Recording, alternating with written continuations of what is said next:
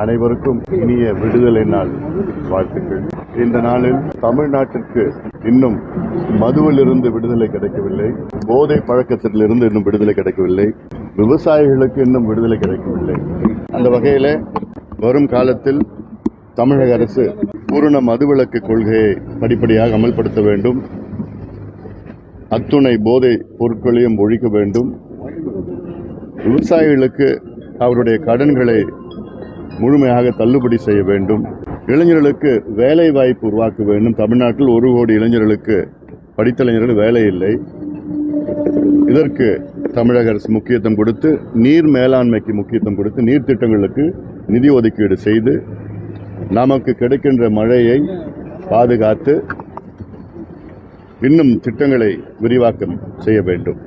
இன்னைக்கு எங்கள் அம்மாவுடைய பிறந்த நாள், அதனால் அம்மாவுடைய வாழ்த்துக்களை பெற இங்கே வந்திருக்கின்றோம். வேற ஏதாவது கேள்விகள் என்ன இருக்கா சார்? இப்போ தமிழ்நாட்டில் பார்த்தீங்கன்னா தொடர்ச்சியாக சாதிய வன்கொடுமைகள் தொடர்ச்சியாக அதிகரிச்சிட்டு இருக்கு. தொடர்ச்சியாக கும்பல் வன்முறை அப்படின்ற அடிப்படையில் கல்லூரி மாணவர்கள் அடித்து கொலை செய்யப்படுறது சூழல் எப்படி சார் பார்க்குறீங்க? இதுக்கு முக்கிய காரணம் போதை பழக்கம் தான். ஏன்னா கடந்த 5 ஆண்டு காலத்தில் போதை பழக்கத்தை கிட்டத்தட்ட இதுக்கு முன்பு இருந்ததை விட கிட்டத்தட்ட 100 மடங்கு அதிகமாக இளைஞர்களுக்கு மத்தியிலே அந்த பொருட்களால் புழக்கம் வந்திருக்கிறது. இதை ஒழிக்க வேண்டும். கோயம்புத்தூர் பகுதியில் கூட சமீபத்தில் ஒரு மாணவன் கொலை செய்யப்பட்டது. காரணம், அதில் முக்கிய காரணம் போதை பழக்கம் தான். ஆனால் முதலமைச்சர் அவர்கள் இந்த போதையை ஒழிக்க வேண்டும், அதை போன்ற மதுவை ஒழிக்க வேண்டும். ஏன்னா சமீபத்தில் பார்த்தீங்கன்னா தமிழக அரசு, டிவிகே அரசு மதுவை ஆன்லைன் விற்பனை, அதே போன்ற டாஸ்மாக் கடைகளை தனியார் மயமாக்குதல், அதே போன்ற மான்டெக்சிங் அலுவலக அவர்கள் தலைமையில் தமிழ்நாட்டுக்கு கூடுதல் வருவாய் பெற ஒரு குழு அமைத்தார்கள். அந்த குழுவினுடைய டேர்ம்ஸ் ஆஃப் ரெஃபரன்ஸ் பார்த்தீங்கன்னா, முக்கியமான டேர்ம்ஸ் ஆஃப் ரெஃபரன்ஸ்னா டாஸ்மாக் மூலமாக வருமானம் எப்படி கூடுதலாக வருமானம் பெறலாம் என்று. ஒரு அரசினுடைய கடமை மது விற்பது கிடையாது, மதுவை ஒழிப்பது, பெண்களை பாதுகாப்பது, இளைஞர்களை பாதுகாப்பது, அதுதான் கடமை. ஆனால் மதுவை விற்கின்ற வகையில், ஊக்குவிக்கின்ற வகையில் பல நடவடிக்கைகள் இந்த அரசு எடுத்திருக்கிறது. அதை கடுமையாக கண்டிக்கிறோம். நிச்சயமா அது தேவையில்லை.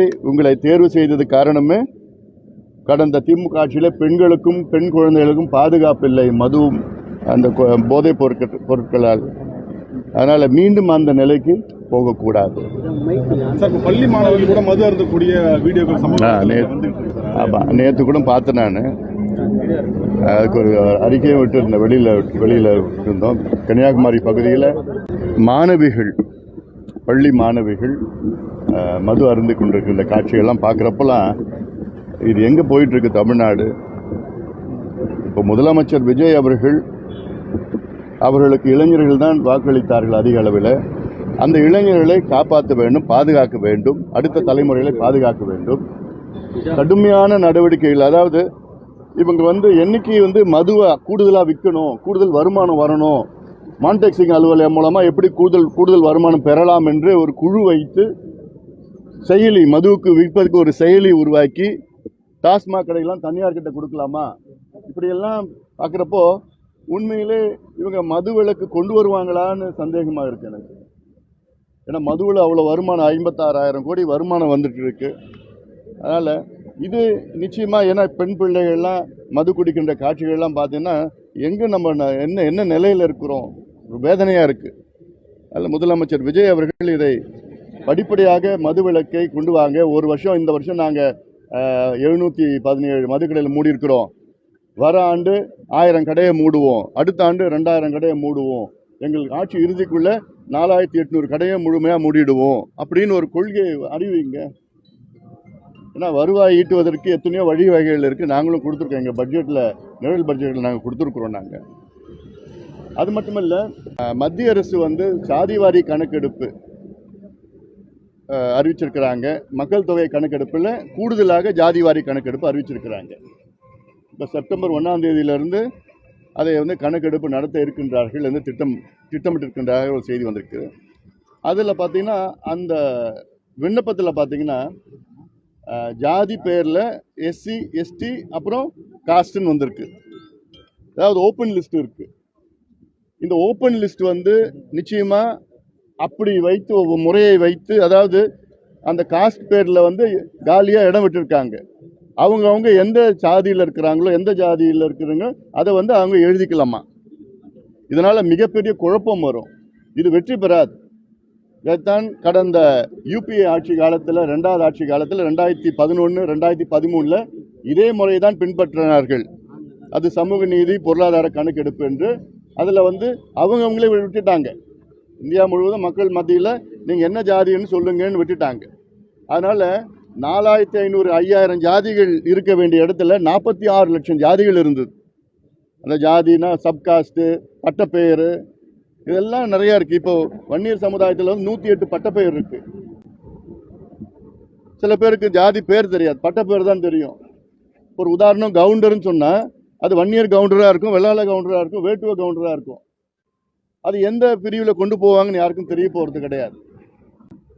நாய்க்கர்னு சொன்னால் அது வன்னியர் நாய்க்கர் இருக்கிறாங்க, நாயுடு நாய்க்கர் இருக்கிறாங்க. இப்படி அதாவது பீகாரில் எப்படி பண்ணியிருக்கிறாங்கன்னா, தெலுங்கானாவில் எப்படி பண்ணியிருக்கிறாங்கன்னா, லிஸ்ட்டு அதிலே கொடுத்துருக்காங்க. அந்த லிஸ்ட்டில் நம்ம வந்து அந்த எண்ணிக்கை நம்பரை போடணும், அவ்வளோதான். நம்பர் மென்ஷன் பண்ணால் போதும், இந்த ஜாதி இந்த உட்பிரிவு இருக்குன்னு தெரியும் அதில். அதனால் இப்போ மத்திய அரசு செய்கின்ற அந்த ஜாதிவாரி கணக்கெடுப்பு தோல்வி அடையும். இது பிரயோஜனப்படாது. இதனால வந்து என்ன பண்ணுவாங்க, எங்களுக்கு டேட்டாலாம் நிறையா இருக்குது, கூடுதலாக இருக்குது, தப்பான டேட்டா இருக்குது, அதனால இதை நாங்கள் ரத்து பண்ணணும்னு சொல்லுவாங்க. கடைசியில் இதுதான் நடக்க போகுது. இதுதான் கடந்த காலத்தில் நடந்தது, இப்பயும் தான் நடக்க போகுது. 100 ஆண்டுகளுக்கு பிறகு இது கொண்டு வராங்க. ஆனால் அதை ஒழுங்காக செஞ்சுட்டு இருக்கணும். நாங்களும் பிரதமர்கிட்ட கேட்டிருக்கிறோம், மத்திய அரசுகிட்ட வலியுறுத்திட்டு இருக்கிறோம். ஓப்பன் லிஸ்ட் வைக்காதீங்க, லிஸ்ட்டை போடுங்க. லிஸ்ட்டு வச்சுக்கிட்டு அதில் வந்து டிக் பண்ணலாம், அதில் நம்பர் எழுதலாம்னு சொல்லியிருக்கிறோம். தெலுங்கானாவில் பீகார்லேயும் வெற்றிகரமாக பண்ணியிருக்கிறாங்க. ஏன் வந்து இந்தியா முழுவதும் பண்ணக்கூடாது? பண்ணணும், பண்ணி ஆகணும். அப்படி பண்ணாதான், அப்படி செய்தால்தான் இந்த கணக்கெடுப்பு முழுமை அடையும். இல்லையே இந்த கணக்கெடுப்பு பயன்படாது. தொகுதி மறுவரையறை தொடர்பாக தனி தீர்மானங்கள் கொண்டு வந்திருக்கிறாங்க. அதோட நோக்கம் என்னவா இருக்குன்னு கருதுறீங்க? இது காங்கிரஸுடைய அழுத்தத்தினால் டிவிகே அரசு கொண்டு வந்தது, அவ்வளவுதான். அதாவது தொகுதி மறுசீரமைப்பு வந்து தேவையானது தான். ஏன் தேவையானதுன்னா, அது பல காரணங்கள். ஒரு காரணம், இப்போ தமிழ்நாட்டில் 39 மக்களவை தொகுதி, இதில் மறுசீரமைப்பு வந்ததுன்னா இது 59 மக்களவை தொகுதியாக உயரும், லோக்சபா உயரும். இது எப்படின்னா, கடந்த நாடாளுமன்றத்தில் 3 மாதத்திற்கு முன்பு இதை கொண்டு வந்த, இந்த சட்ட மசோதா திருத்தத்தை கொண்டு வந்த நேரத்தில் மத்திய உள்துறை அமைச்சர் அவர்கள் நாடாளுமன்றத்திலே ஒரு உறுதி கொடுத்தார். என்னன்னா, இந்தியாவில் உள்ள அனைத்து மாநிலங்களிலும் 50 விழுக்காடு வந்து இடங்கள் வந்து உயர்த்தப்படும். Across the board 50% increase all across the states. இந்தியாவில் உள்ள 543 எம்பி தொகுதியில் தமிழ்நாட்டுக்கு வந்து 39 தொகுதி. அது பர்சன்டேஜ் வைஸ் பார்த்தீங்கன்னா 7.19%. இந்த 7.19% தமிழ்நாட்டுக்கு அப்படிதான் இருக்கும். பீகாரில் அது 14% 16%, அவங்களுக்கு அதே 16% தான் இருக்கும். தமிழ்நாட்டுக்கு 7.2% கிடைக்கும் தமிழ்நாட்டுக்கு. இதனால் யாருக்குமே எந்த பாதிப்பும் இருக்க போறது கிடையாது. தமிழ்நாட்டுக்கு 50% உயர்த்தினாங்க, பீகாரில் 50% உயரும், உத்தரப்பிரதேஷ் 50% உயரும், Maharashtra, Karnataka, Kerala, Andhra, across the board எல்லா மாநிலங்களும் 50% உயர்ந்தா தமிழ்நாட்டுக்கு பார்த்தீங்கன்னா 39 எம்பியிலிருந்து 59 எம்பி கிடைக்கும். 234 எம்எல்ஏலேருந்து 351 எம்எல்ஏ கிடைக்கும். அந்த 351 எம்எல்ஏல 117 எம்எல்ஏக்கள் பெண்கள் எம்எல்ஏக்கள். கட்டாயமாக பெண்கள் தான் வர முடியும். இன்னைக்கு கிட்டத்தட்ட 234 எம்எல்ஏக்கள்ல வெறும் 23 பேர் தான் பெண்கள். 39 எம்பிக்கள்ல வெறும் 5 பேர் தான் பெண்கள். இது உயர்த்தினாங்கன்னா 59ல 20 பெண்கள் எம்பிக்கள் உறுதியா வரணும், வந்தே ஆகணும் தான் சட்டம். பெண்கள் எம்பிக்கள் வருவாங்க, பெண் எம்எல்ஏக்கள் வருவாங்க, பெண் அமைச்சர்கள் கூடுதலா வருவாங்க. இது பெண்கள் முன்னேற்றம், விமென்ஸ் எம்பவர்மெண்ட், இதுதான் வேண்டும் ஒரு பக்கம். ரெண்டாவது பார்த்தீங்கன்னா, இன்னைக்கு தமிழ்நாட்டில் 39 எம்பி 8 கோடி மக்கள். சராசரியா பார்த்தீங்கன்னா ஒரு எம்பிக்கு 20 லட்சம் மக்கள் தொகை. நான் வாக்காளர்கள் சொல்ல, மக்கள் தொகை, பாப்புலேஷன் 20 லட்சம் பேர் ஒரு எம்பி சராசரியா. சில எம்பிக்கள் 35 லட்சம் பேர்லாம் இருக்கிறாங்க, சிலது 15 லட்சம் பேரா இருக்கு. சராசரியா 20 லட்சம் பேர் மக்கள் தொகை. வெஸ்ட் பெங்காலில் பார்த்தீங்கன்னா 35 லட்சம் மக்கள் தொகை. ஒரு எம்பிக்கு. அப்போ இந்த 20 லட்சம் மக்கள் தொகையை ஒரு எம்பி வந்து போய் பார்க்க முடியல. 5 ஆண்டு காலத்துல, அதாவது இப்ப தருமபுரியில 2000 கிராமம் இருக்கு. தருமபுரி எம்பியா இருந்தப்போ 2000 கிராமத்துல என்னால 5 வருஷத்துல பார்க்க முடியல. இப்போ அதுல மறுசீரமைப்பு வந்தால் அதுல இப்ப 59 எம்பி வந்ததுன்னா மக்கள் தொகை 20 லட்சத்துல இருந்து 13 லட்சமா குறையும் மக்கள் தொகை. வாக்காளர்கள் பாத்தீங்கன்னா 10 லட்சமா குறையும். 10 லட்சம் பேர் வாக்காளர்கள் ஒரு எம்பிக்குன்னா இதுதான் அவசியமானது. இப்போ இங்கிலாந்து நாட்டுல 6.5 கோடி மக்கள் இருக்கிறாங்க. 6.5 கோடி மக்களுக்கு 650 எம்பிக்கள். இங்கிலாந்து நாட்டுல ஒரு எம்பிக்கு 1 லட்சம் தான் மக்கள் தொகை. ஜெர்மனில 8.4 கோடி மக்கள் இருக்கிறாங்க, அவங்களுக்கு 630 எம்பிக்கள். சைனால நமக்கு மாதிரி 140 கோடி மக்கள் இருக்கிறாங்க, அவங்களுக்கு 3000 எம்பிக்கள். அமெரிக்கா மக்கள் தொகை 34 கோடி, அவங்களுக்கு கிட்டத்தட்ட 450 எம்பிக்கள். ஆனா நமக்கு 145 கோடி, நமக்கு 543 எம்பிக்கள் போதாது. இது எம்எல்ஏக்களுக்கு அதேதான். எம்எல்ஏக்கள் பாத்தீங்கன்னா இன்னைக்கு தமிழ்நாடு 8 கோடி மக்கள், 234 எம்எல்ஏக்கள்ல பாத்தீங்கன்னா இதுல ஒரு எம்எல்ஏ உடைய மக்கள் தொகை கிட்டத்தட்ட 3.5 லட்சம் பேர். அது இப்ப மறுசீரமைப்பு நடந்ததுன்னா பாத்தீங்கன்னா 2.25 லட்சமா குறையும். வாக்காளர்கள் வந்து 1.25 லட்சம் தான் வரும். சராசரி எல்லாருக்கும் 1.6 lakhs வரும். இது சாதாரணமா பார்க்கலாம், மக்களை சந்திக்கலாம், திட்டங்களை கொண்டு போகலாம். உதாரணம், தமிழ்நாட்டில் 1947 விடுதலை அடைஞ்ச நேரத்தில் 12 மாவட்டங்கள் தான் இருந்தது. இன்னைக்கு தமிழ்நாட்டில் 38 மாவட்டம் இருக்கு. 40 ஆண்டுகளுக்கு முன்பு தமிழ்நாட்டில் 3 மாநகராட்சி தான் இருந்தது, சென்னை, கோவை, மதுரை. இன்னைக்கு 25 மாநகராட்சியில் இருக்கு. 40 ஆண்டுகளுக்கு முன்பு 100 நகராட்சியில் இருந்தது, இன்னைக்கு 137 நகராட்சியில் இருக்கு. ஸோ இன்னும் பிரிச்சா தான் இன்னும் ஏதுவா இருக்கும் அட்மினிஸ்ட்ரேஷனுக்கு போய் பார்க்கறதுக்கு. இதெல்லாம் நல்ல பல காரணங்கள். இதுல ஏதோ சில பேர் வந்து அங்க வடக்குல அதிகமா வந்துடும், தெற்குல குறையும், அப்படிலாம் வரவே வராது. எல்லாத்துக்கும் ஒரே நிலையை தான் வரப்போகுது. அதுல across the board, across pro rata percentage across the board தான் வரப்போகுது. அதனால இது அப்புறம் இன்னொரு சிலர் வந்து எங்களுக்கு நாடாளுமன்றத்தில் பேசுறதுக்கு வாய்ப்பு கிடைக்காது. நாடாளுமன்றத்தில் பேசுறதுக்கு வாய்ப்பு எப்படி கொடுக்குறாங்கன்னா, ஒவ்வொரு கட்சியும் எத்தனை எண்ணிக்கை எம்பி வச்சிருக்கிறாங்களோ அந்த அதுக்கு ஏற்றபடி தான் அங்க நேரத்தை ஒதுக்குறாங்க. அதனால நீங்க போய் நாடாளுமன்றத்தில் உங்க கட்சியை தான் கேட்கணும். அங்க நாடாளுமன்றத்தில் கேட்கறது இல்லை, உங்க கட்சியிட சண்டை போடணும். இப்போ காங்கிரஸ் கட்சி இப்போ கொஞ்சம் ஒரு 100 எம்பி வச்சிருக்கிறாங்கன்னா அவங்களுக்கு வந்து இந்த பில் வருதா, இந்த பில்லுக்கு வந்து அவங்களுக்கு 45 நிமிஷம் ஒதுக்குவாங்க. அப்போ காங்கிரஸ் கட்சியில ஒரு 5 பேர் பேசுவாங்க, அவங்களுக்குள்ள பிரிச்சுப்பாங்க, அவ்வளவுதான். நீங்க உங்க கட்சியில சண்டை போட்டு யார் பேசணும், நீங்க சண்டை போடணும், அவ்வளவுதான். இப்ப 815 எம்பி வந்தாங்கன்னா கூடுதலா மொத்தமா கொடுக்க போறாங்க. 45 நிமிஷத்துல இருந்து கிட்டத்தட்ட 1.5 மணி நேரம் கொடுக்க போறாங்க. கொடுத்து அதுல நீங்க பிரிச்சு போகலாம். அதனால பேசுறதுக்கு வாய்ப்பு கிடைக்காது. அவங்க வடக்குல எப்படி வந்துடும், தெற்குல எல்லாம் எல்லாருக்கும் அப்படியேதான் வரப்போகுது. இன்னைக்கு அட்மினிஸ்ட்ரேஷனுக்காக வேணும், இன்னும் பெண்கள் வரணும், பெண்கள் கூடுதலா எம்பிக்கள் எம்எல்ஏக்கள் வரணும். அதனால நிச்சயமா இது மறுசீரமைப்பு வரணும். அதுல சில பேருக்கு புரிதல் இல்லை, சில பேருக்கு அரசியல் காரணம், சில பேருக்கு வந்து காங்கிரஸ் எடுத்துக்கங்க. 3 மாதத்திற்கு முன்பு காங்கிரஸ் வந்து ஃபேர் டீலிமிட்டேஷன் சொன்னாங்க. இன்னைக்கு 3 மாதத்துல இன்னைக்கு நோ டீலிமிட்டேஷன் சொல்றாங்க.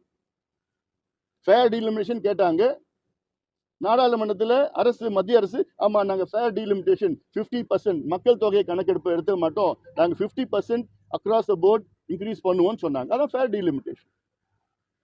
அதுல பெண்களுக்கு எப்படி பிரிப்பாங்கன்னா 2011 சென்சஸ் படி அதுல வந்து எத்தனை பெண்கள் இருக்கிறாங்க, எந்தெந்த தொகுதியில் அதிக பெண்கள் இருக்கிறாங்களோ அது 2011 சென்சஸ் படி பிரிச்சு அதுல வந்து பெண்களுக்கு தமிழ்நாட்டில் 20 எம்பிக்கள் 117 எம்எல்ஏக்கள் அப்படின்னு ஒதுக்குவாங்க.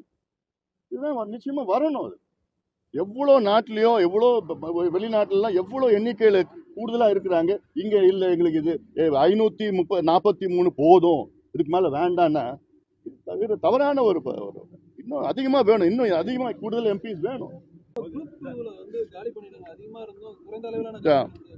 ஆமா, அதாவது டிவிகே அரசு ஆட்சிக்கு வந்து என்ன சொன்னாங்க, வர்றதுக்கு முன்பு என்ன சொன்னாங்கன்னா, நாங்க அரசு வேலைகளை உடனடியாக நாங்கள் காலி இடங்களை நாங்க நிரப்புவோம். அதாவது அரசு வேலைகளில் காலி இடங்கள் இன்னைக்கு 6.5 லட்சம் காலி இடங்கள் இருக்கு அரசு துறையில். ஆனா இப்ப பார்த்தா குரூப் 2 குரூப் 4 இது எல்லாம் பாத்தீங்கன்னா 800 பேர் 500 பேர். ஏன் ஒரு 5000 பேர் கொண்டு வர்றது? இடங்களை கொண்டு வர்றது என்ன பிரச்சனை உங்களுக்கு? இந்த வேகத்துல ஒண்ணுமே நிரப்ப போறது விட நிரப்ப முடியாது. அதனால இதுக்கு ஏன்னா வேலை இல்லாம கோடிக்கணக்கான இளைஞர்கள் காத்துட்டு இருக்கிறாங்க. ஒரு பியூன் வேலைக்கு 40 லட்சம் பேர் போட்டிடுறாங்க.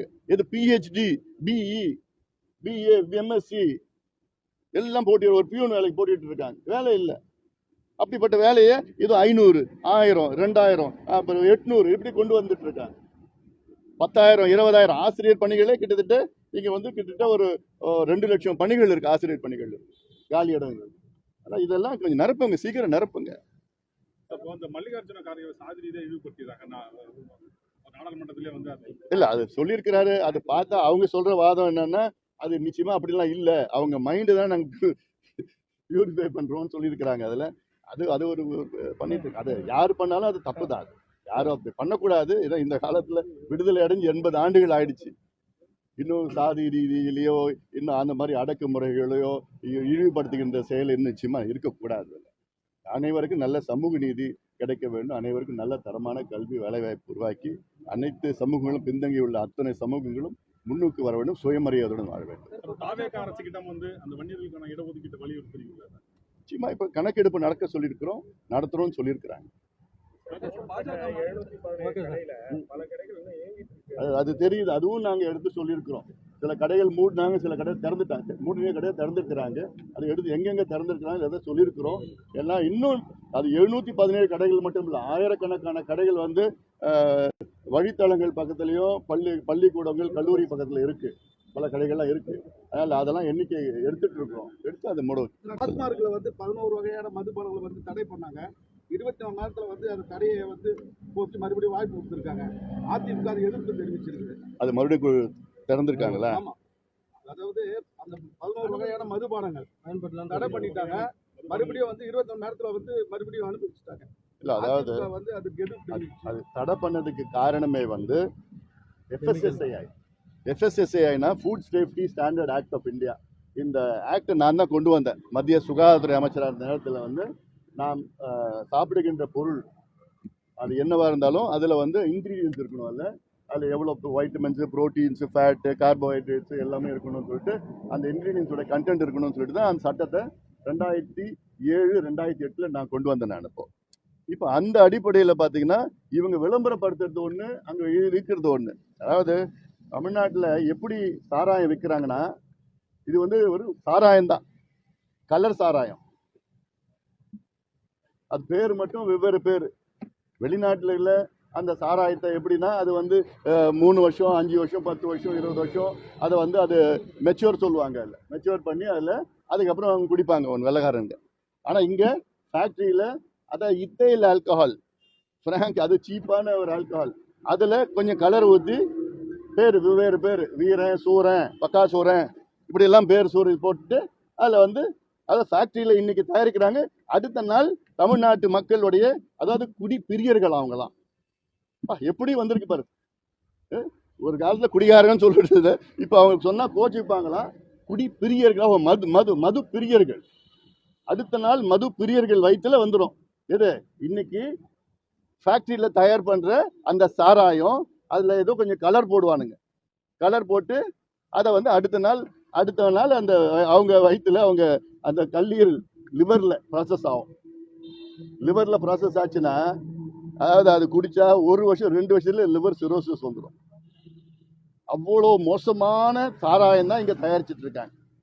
இதைத்தான் food safety standard act of India இது மாதிரி விளம்பரப்படுத்தக்கூடாது, இதை நிறுத்துங்கன்னு சொன்னாங்க. அதையும் விரும்பல. ஏன்னா இதெல்லாம் வருமானம், காசு. அதனால இதை பத்தி மக்களுடைய நலனை பத்தி இல்லை. ஏன்னா இந்தியாவிலேயே அதிக கல்லீரல் பிரச்சனை, மதுவால் வருகின்ற லிவர் சிரோசிஸ் அதிகமா இந்தியாவில் தமிழ்நாட்டில் தான். ஏன்னா இது போன்ற மோசமான சாராயம், மோசமான டாஸ்மாக் சரக்கு குடிக்கிறதுனால வருது இதுதான். அதனால இதெல்லாம் மக்களுக்கு ஒரு விழிப்புணர்வு ஏற்படும். Okay sir, thank you sir. நன்றி.